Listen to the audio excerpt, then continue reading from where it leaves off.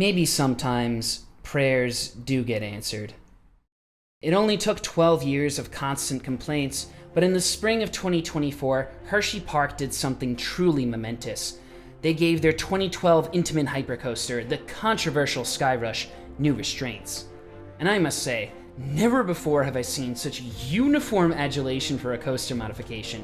The response to this change was violently positive. Changes to a roller coaster are often controversial, a minefield of hot takes that inevitably leads to pearl clutching from nostalgic boomers. But let's be real, even those who enjoyed Skyrush in its original form, myself included, would concede that the ride had problems. Thigh Crush was the butt of jokes for a reason. For 12 long years, Hersheypark's planned headlining attraction became Chocolate Town's problem child, jutting awkwardly above the comet as a multi-million-dollar misfire. It terrified the general public, pissed off enthusiasts, and angered park higher-ups in one fell swoop. In fact, the ride was so badly received by Hershey that the park decided to buy another hypercoaster after just 8 years of operation. Skyrush is a pariah, the one attraction in the rapidly expanding Hersheypark that would be a frequent skip for the GP, and all too often a one-and-done for enthusiasts. But that's all in the past now, right? The thigh destroyers of yore have been sent to the scrap heap where they belong. New restraints have breathed new life into this controversial coaster, or have they? Is Hershey finally satisfied with their purchase? I would argue no. Despite the millions of dollars in investment, new restraints will only go so far. Skyrush remains a ludicrous thrill machine that attempts to tear its riders apart limb from limb, even after the restraint update. Why would Intamin make a ride like this for family-friendly Hersheypark?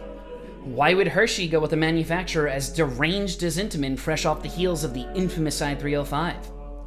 I don't know, but I'm not complaining.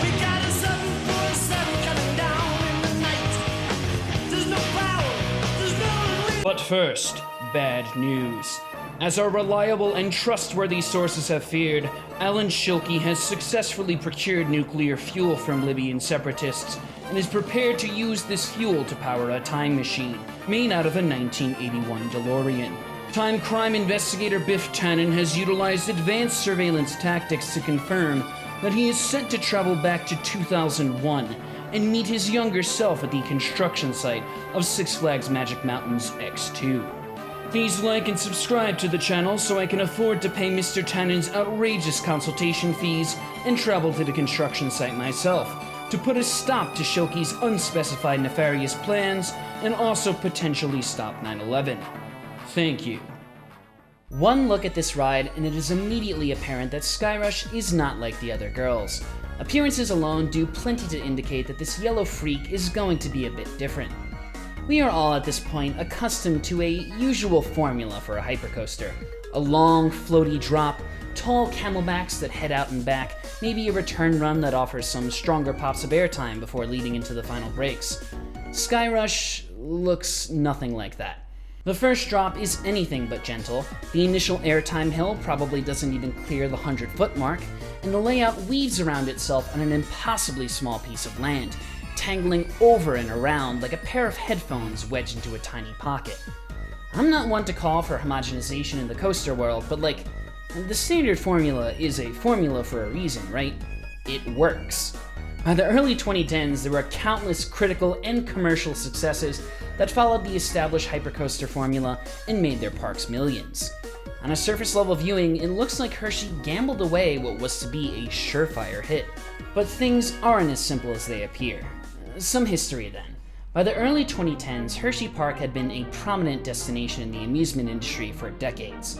From humble beginnings in 1906, the Little Leisure Park by the chocolate-making plant opened their first roller coaster, the Wildcat, no, not that one, in 1923. More prominent investments came in the mid-century with rides such as 1946's Comet and 1977's Super Duper Looper. But it wasn't until the 90s and 2000s that Hershey really flipped on the afterburners and went all in on major thrill coasters, installing attractions such as the Great Bear, Fahrenheit, and Storm Runner, all which were well received by enthusiasts and the general public alike. I was privileged enough to witness Hersheypark transform into the coaster haven that it is today in front of my very own eyes. from a family theme park with some newish woodies in the 90s into a bona fide thuzy destination. It seemed like every time we came back for our annual trip, there was something new to try. Even the roller soaker left an impression. I miss you, buddy. But as the 2000s crossed into the 2010s, Hershey still had a gaping hole in their lineup. They were missing a hypercoaster. And the reason for that was pretty simple. They were straight up out of room. If they wanted a hyper for themselves, the ride would have to be a lot more complex than just plopping a B&M in the parking lot, but damn it, Hershey was going to try. In fact, by the end of the decade, Hershey was committing to the idea, reaching out to 5 different manufacturers in an attempt to solicit designs. It's a bit surprising then that the park would end up going with Intamin for such a project. At least I think it's a bit surprising when you consider what just happened across the Mason-Dixon line. I will contend that it is impossible to talk about Skyrush without bringing up its redneck cousin down the road, and I'm not just saying that because I made a 40-minute long video about it, but Skyrush in many ways feels like a direct successor to the infamous Intimidator 305. Framed against Skyrush's backdrop, I-305 projects a long shadow. It could be seen as an omen, a window into the bleak future that awaited Hersheypark if they chose to hand the reins over to the deranged Intamin. And when you read it in that light, the plot lines of Skyrush's Greek tragedy are stark. Skyrush falls prey to the same hubris that doomed I-305 years before and put Intamin into a tailspin in the waning days of the 2008 financial crisis. Philosophically, these two rides are cut from the same cloth. Both push the modern roller coaster to the extreme with pummeling positive G-forces, violent snaps, and powerful ejector airtime. Rides like Maverick, Hershey's own Fahrenheit, and Intamin's other popular new model, the Megalight, proved that there was some appetite for intense roller coasters below the 200-foot mark, but I-305 was a massive public repudiation of the concept applied at a larger scale. It was truly too intense for its own good. Hershey, a park known for their family-friendly atmosphere and wide-reaching appeal, certainly did not want a ride like that. But all can be explained. Hershey's search for a hypercoaster manufacturer goes a little further back than I-305's 2010 release. In fact, the search for a manufacturer began all the way back in 2007, when Intamin was perhaps at the peak of their powers. Maverick at Cedar Point had just opened, and it was a smash hit. And keep in mind, too, that Hershey's last 2 coasters are from Intamin, well-received rides that generated prominent boosts in year-end attendance. Fahrenheit was a unique beyond vertical looper that successfully married a Gerstlauer Eurofighter with an Intamin Megalight, except for capacity, while Stormrunner was a unique take on the Intamin Accelerator that paired a punchy hydraulic launch with a dynamic and unique layout. Unreliable, sure, like all Intamin accelerators were, but Stormrunner was still a huge hit for the park. Hell, it somehow managed to finagle its way into Roller Coaster Tycoon 3, which I thought was the coolest shit back in the day. Even if I-305 managed to disappoint, that doesn't necessarily mean that Intamin would whiff again. Enough about Intamin though, let's get back to the land problem. Where the hell was this thing gonna go? Options were limited. The park was boxed in by the railroad to the south, roads to the east and north, and the Hersheypark Stadium to the northwest. And let's not also forget about Chocolate World 2, forming an additional border next to the stadium. Hershey can always take out a ride, but their bifurcated lineup made this a difficult prospect, split between untouchable classics like the Comet and Super Duper Looper, and newish rides like Lightning Racer and the aforementioned Intamins, rides that were far from reaching the end of the service life. According to a 2012 interview from Kathy Burrows, Hershey's public relations manager, the solution came from a collaboration between Hersheypark officials and the Liechtensteiners themselves. We had this site and another site we were looking at.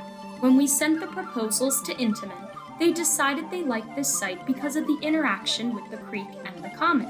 They thought it would give us the best bang for our buck, so to speak. And to call this a site would be extremely generous. What Intamin had to work with were 2 thin slivers of land on both shores of a sizable pond, flanked on each side by the unmovable comet and a massive cliff wall. Adding to the challenge were zoning regulations making the installation of supports in the water itself rather difficult.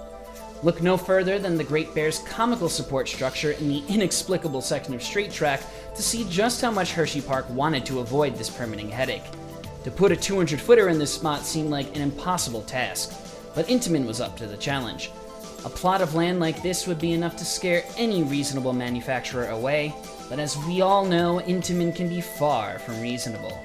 On August 17, 2010, a mere 5 months after I-305's grand flop of an opening, Skyrush was finally revealed to the public, through plans presented to Derry Township officials requesting a zoning variance for 32 supports in the pond and a breach of the local 200-foot height limit. But details beyond the height and the general location of the ride were scant. Hershey bided their time at the release of information, leaving little Easter eggs for Attraction 2012 all over the internet and creating a game of Clue for roller coaster fans. It was impressively convoluted. Fake web pages, messages posted in foreign languages, clues scattered about the park. When asked for comment, the park general manager Frank O'Connell stated, "Well, we're building a giant slushie stand." This coy marketing stewed the anticipation for the ride into a boiling fervor when Hersheypark finally dropped the official reveal on August 2nd, 2011, showcasing a gleaming yellow hyper with a serpentine layout that used almost every inch of the thin stretches of land around the pond. Months of edging finally erupted as enthusiasts found their release. Their wildest dreams were being made a reality. Hersheypark was getting an Intamin hyper, and it was going to be something entirely new. A floorless wing coaster with 4 across seating that left the edge seats quite literally dangling off the side of the track. This looked good. Introducing Skyrush, our 12th coaster in 2012 at Hersheypark. Ride the Edge. Summer 2012. Construction on the bee-colored behemoth began swiftly after the announcement, aiming for a spring 2012 opening. But in September of that year, Tropical Storm Lee came in and flooded out the entire creek area, engulfing the construction site and forcing laborers to tear down and reinstall every single one of the concrete footings. It was going to be a long winter for me, the 16-year-old Thuzy who suddenly was very excited to go back to Hersheypark. But the unseasonably mild winter brought relief, as construction team made up the 3-week delay and had Skyrush ready for its originally proposed opening date of Memorial Day weekend. I still remember the hype for the ride. That year, I was absolutely foaming at the mouth to go back to Hershey, begging my parents even more strongly than usual to make the 4-ish hour trek down to central Pennsylvania. And the first glance at the ride when we entered in the parking lot left quite the visual impression.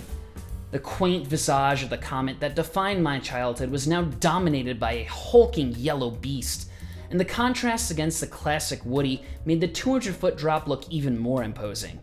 The ensuing ride experience has been etched into my memory, sitting next to my mother towards the back of the train on the wing seat. What did I think? Hell, what was the response to Hershey's big new attraction?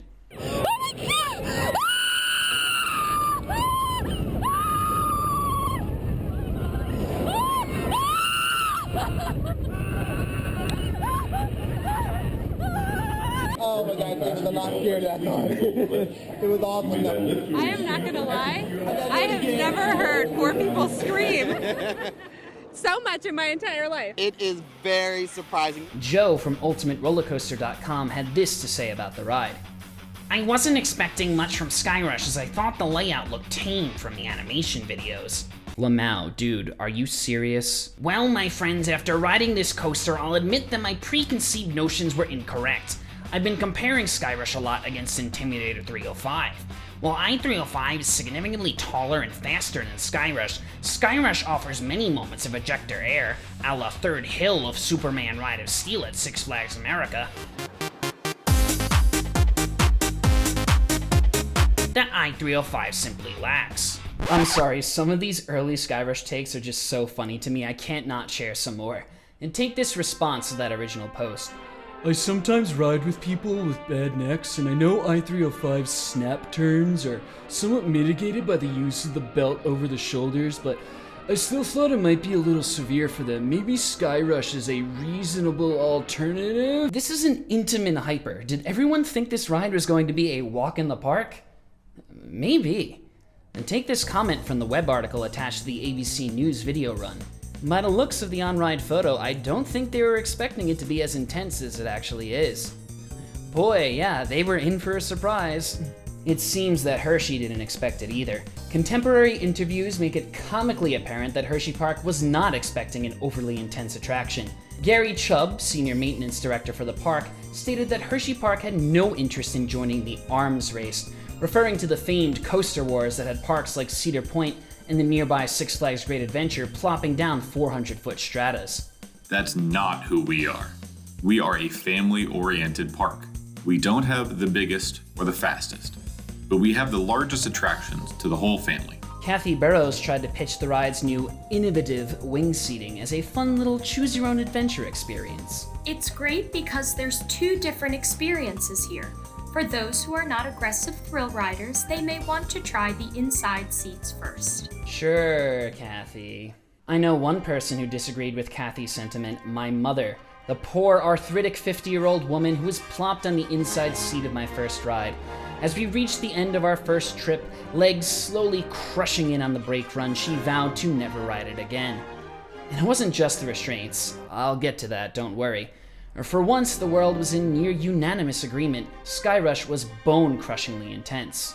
Mikado Murphy of the New York Times stated that the experience was different from any I'd had on a coaster before, and at some of the most aggressive points in the ride, the lap restraint felt like the only thing preventing me from flying out of my seat. I'm gonna talk about the lap bars, I swear. Many enthusiasts were absolutely shocked by its sheer ferocity, and while such intensity garnered a fair bit of adulation, there were plenty who claimed that Intamin had, yet again, gone a bit too far. Most importantly, did my teenage self share this opinion? What did I think of that Skyrush in 2010? Well, I thought it really hurt. Any enjoyment I gained from the utterly frenetic layout was flushed away as my thighs were subjected to the crushing force of a hydraulic press. Stacked in front of the station, we were on the brake run for what felt like an eternity, and my body screamed for release as my legs were pinned down in a vice grip. For those of you who have been on Skyrush, you're probably aware the restraints release on the brake run to relieve some of that bone-crunching pressure. Yeah, it didn't do that opening year. I think my mom legitimately hurt her back, and she never truly recovered. Of course, we were far from the only people who took issue with the restraints. Quoting Mikado Murphy from the New York Times yet again, "The upper body freedom does cost a bit of comfort to the lower body. The system is a flat plate that comes down to rest atop rider's thighs. As the coaster goes through its elements, the restraint tightens, holding you in for dear life and creating a little more thigh pressure than is ideal. But the park has already received some complaints about that, and its officials say that they are paying attention to these concerns." Yes, unsurprisingly, Hersheypark was immediately flooded with complaints about the legendarily bad lap bars, a new design debuting on Skyrush for the very first time. And to the park's credit, it does seem like Hershey was looking to improve the experience. Because it's a new ride and we were all learning how to get comfortable with the ride, we went through a little more aggressiveness with the restraints to make sure people were safe. We will be looking into making improvements on that because this is the first train with that type of restraint. Then weeks turned into months, and months melted into years. No relief came. The thigh crush restraints were here to stay. And this begs the question, why did Skyrush's original restraints hurt so much? It's time to don your thinking caps and strap in for a mini crash course. Well, thankfully, this one will be pretty short. It all has to do with stress. Doesn't everything, TBH? In engineering terms, stress is a physical quantity that describes forces present during deformation. Now, the easiest way to explain this in a way that someone without an engineering degree can understand is just show you the super simple formula. Stress equals F over A, or the applied force over the contact area. Nice and simple. In a moment of ejector airtime, riders are quite literally ejected out of their seat, and the only thing stopping a rider from flying out of the coaster into the nearest tree is the coaster restraint, be it a lap bar, over the shoulder, sometimes a redundant safety belt, etc. The restraint keeps you in by imparting a resistant force on your body, which disperses through the contact area. So if we want to go back to our stress formula, we see that stress is inversely proportional to the area of contact, which basically means that the more contact area the restraint has with your body, the less stress is produced for the same amount of force. And this is why something like a B&M clamshell is so comfortable. Its wide, long design distributes the resisting force over a wide contact area to make the stress riders feel virtually unnoticeable. The Skyrush restraints are almost the complete opposite of a clamshell. They pinch down at a single small band high up on the upper thigh. The rest of the restraint is angled upward, ensuring that only the very edge makes contact, so all the force from the restraint on an ejector hill is concentrated in that one tiny area, and the result hurts like hell. This doesn't count for academic credit. Still, I think the original Skyrush restraints were a little bit overhated. If you managed to leave a small amount of room in the station, which wasn't always a guarantee, but it could be done, you could fly through the circuit without getting stapled. Sure, the airtime moments hurt a little bit, but the in-between moments were totally tolerable. And the trade-off for dealing with the thigh crusher was the incredible freedom of body movement. And basically, your entire torso was completely exposed. And this is the main crux of the argument from contrarians who complained the new restraints are actually worse. But even I, the seasoned Hershey veteran who knew what I was doing, would still end up getting painfully stapled about 20% of the time with the original restraints. I'll take the small reduction in upper body freedom for a guaranteed pain-free ride experience. How have the new restraints changed the ride experience, though? Do the Thuzies raging against the Veloci-lap bars have a point? I don't really think so. To my studied perception, the airtime feels basically as strong as it did before the change. Still world-class and comically powerful. I will concede that the sensation is mildly muted, but the change is barely perceptible. A less than 5% reduction in enjoyment, not statistically significant. Another major point of contention with these new restraints is how they impact the crazy laterals.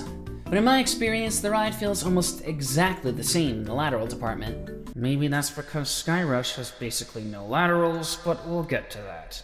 The only small negative I will give to the restraints is that the ride feels a bit rougher since their installation. Nothing that'll ruin the experience, but there's a bounce and a bit of a grinding roughness during the turnarounds that has been there for a bit, but is more present than before. It's no worse than a typical B&M rattle though, totally tolerable. While I can kinda see where the whinging is coming from, this absolute thrill junkie who has X2 and I-305 on the top of his coaster list thinks these complaints are bunk. The logical follow-up then is, why did it take so long to change the original torture devices out? Hershey knew this was a problem immediately and did nothing to fix it outside of a weak stopgap solution that was releasing the restraints in the brake run. Why didn't they hop on the restraint problem immediately with updated trains and turn those initial complaints into rave reviews? In my opinion, it's because the park knew that this would be a pointless endeavor. Changing the restraints would ameliorate some problems, but it would not fix the core issue with Skyrush. It's too damn intense for its own good. And one ride on this beast, even in 2024, provides you with all the proof you will ever need. The insanity of Skyrush's ride experience begins from the moment you depart the station, as the cable catch car grabs the train. The lift begins slowly for just a second, and then you are very suddenly ripped out of the station, dispatching a 200-foot ascent in a mere blink of an eye. The lift is almost too fast. The sheer speed is a thrill in and of itself, but because you're moving so rapidly, you don't get the anticipation and build-up that a slower lift provides. The ascent angle is really steep too, so Comet Hollow quickly disappears from your peripherals, and you are utterly swallowed by the sky once you get to the apex. In less than 15 seconds, you're perched at the precipice of Skyrush's infamous first drop, and this 20-story plunge immediately sets the tone. The drop is so steep and violent that even front row riders get a strong and healthy dose of airtime, but I'm gonna let you in on a little secret. You should always ride Skyrush in the back. Not just because the line setup makes the front row wait interminably long even when the park is dead, but because sitting anywhere other than the very back row will rob you of one of the greatest first drops in coasterdom. This drop in the back is absolutely insane. The prodigious momentum provided by the cable lift combines with a gravity assist by the time you reach the crest in the back row, and Skyrush sends you into the restraint with strong and sustained ejector airtime, only seeming to build and build with no hint of letting up. Unlike almost every other roller coaster in the world, Skyrush never feels like it stops steepening, if that makes sense. It just seems to grow closer and closer to vertical up to the very last moment where it can feasibly transition to the pullout. More on that in a second. But the defining moment of this drop, uniquely, happens about halfway down. Legends will be passed down for generations about Skyrush's mid-drop kink. A moment on the lift hill support where the drop deviates from its parabolic profile to tighten up and meet the pullout.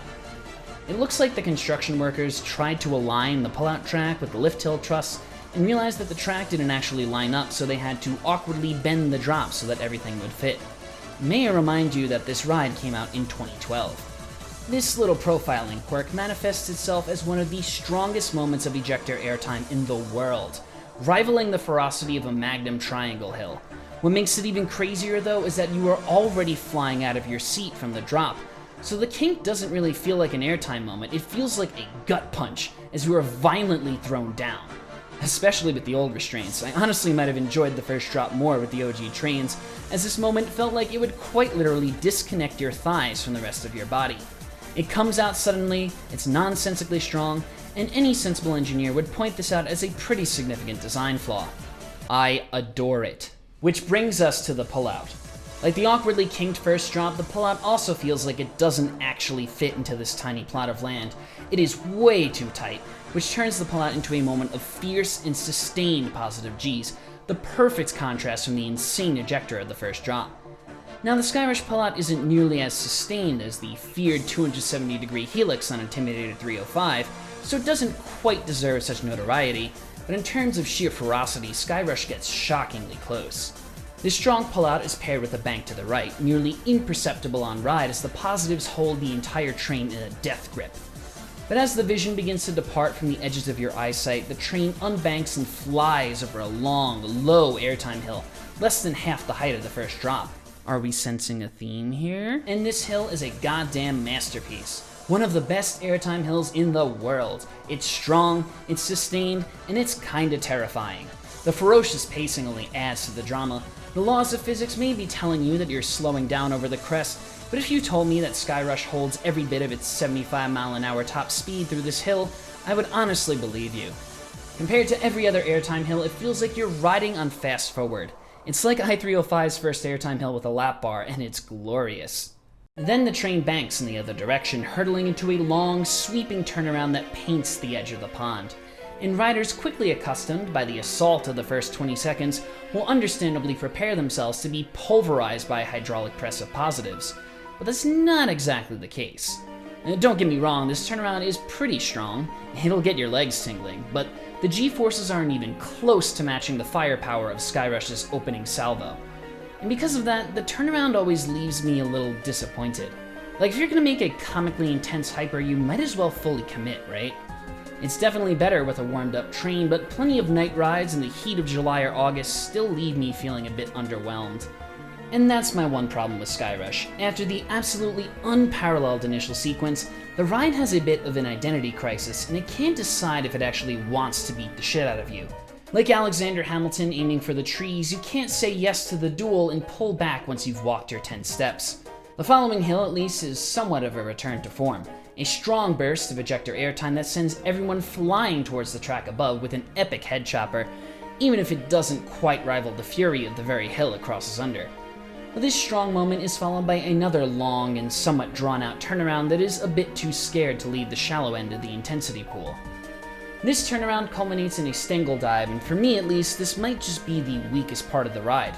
Crazy whips from other Intamins like I-305 and Maverick give you a strong expectation for unparalleled laterals here, especially for the riders sitting multiple feet off the track on the wings, but it just doesn't whip you around that much.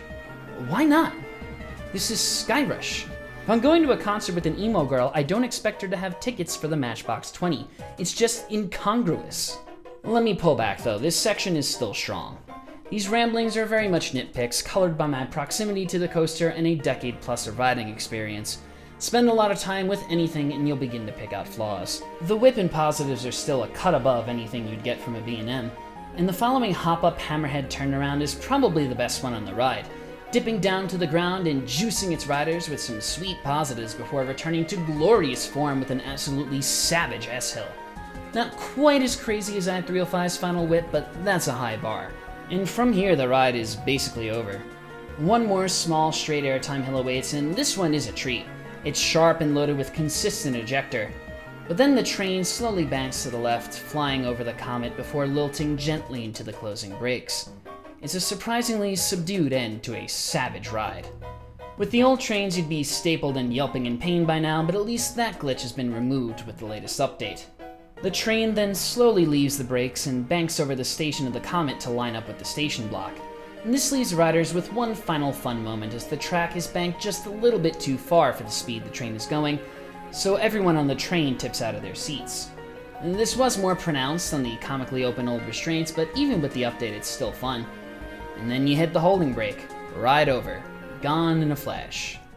Now, more often than not, as is classic Hershey tradition, the train will stack at least for a bit in the holding break while the other train is loaded in the station. In Skyrush's earliest days, this was akin to medieval torture. I vividly remember begging for mercy as I was slowly squeezed to death in the pre-lift-up days, but the lift-up really was a godsend, made entertaining by the sighs of surprise and relief from first-time riders. What's even funnier is that the train still does this even with the new restraints. Not as necessary anymore, but still a funny reminder of the good old days. Entering the station, you disembark the train, leave from the exit on the left, and now it's time to collect your thoughts. What's there to say about the ride experience? Honestly, I've alluded to this already, it's a bit of a mixed bag. There are some moments where I just don't understand what Intamin was thinking. Flaccid elements on a thrill coaster that should either be balls to the wall throughout, or far less intense in general. But at the end of the day, that shit don't matter. The truly crazy moments on Skyrush are so over the top that the back half could be a dragon wagon, and I would still put this ride firmly in my top 10. Skyrush's strongest moments vault the ride into the domain of the elite by delivering insane intensity and a ride experience like nothing else. But I'm just one guy, a YouTuber thuzy shouting his opinion into the void of the internet. What really makes or breaks a ride isn't the perception of penny-pinching enthusiast season pass holders or ace boomers, it's two parties, the general public and the park itself. And we've already heard the testimony, Skyrush was very much not what the Hersheypark execs were looking for. And this leaves us with the GP, and well, do non-enthusiasts actually like this ride? I would argue that they don't. It's definitely more of a draw than Viper at Magic Mountain or I-305, rides that truly appeal to thuzy diehards and almost nobody else. But we only need to move our gaze a few degrees to witness all the evidence we need of Skyrush's failure. Candymonium, a ride which continually crushes Skyrush in popularity, a ride designed specifically to atone for the sins of Skyrush, and a headlining attraction that is actually palatable to the masses. If Skyrush were a true people-pleaser, a ride like Candymonium would be entirely unnecessary. Hershey wouldn't have done it if Skyrush was popular enough. Which leaves us with a concerning existential musing. What's the point of Skyrush anymore? This awkward ride crammed into the once picturesque Comet Hollow, appealing only to the vocal minority of die-hard thrill seekers that make up a tiny slice of Hershey's clientele. With everything else this park has to offer, it feels kinda pointless. I wouldn't be surprised if sooner rather than later, this massive investment gets sent to the scrap heap. I pray that such a day will never come. But then, sometimes, prayers do get answered.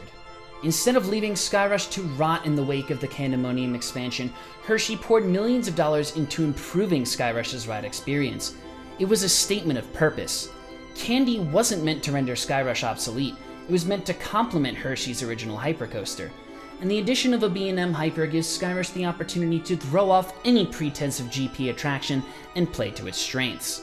Unshackled from the expectation of mass appeal, Skyrush can finally be what it truly is, thrill junkie nirvana. And Hershey itself has taken up a new identity, as a destination for thrill seekers the world over. With the addition of Wildcat's Revenge, it's clear that Hershey isn't afraid to cater to the adrenaline junkie anymore.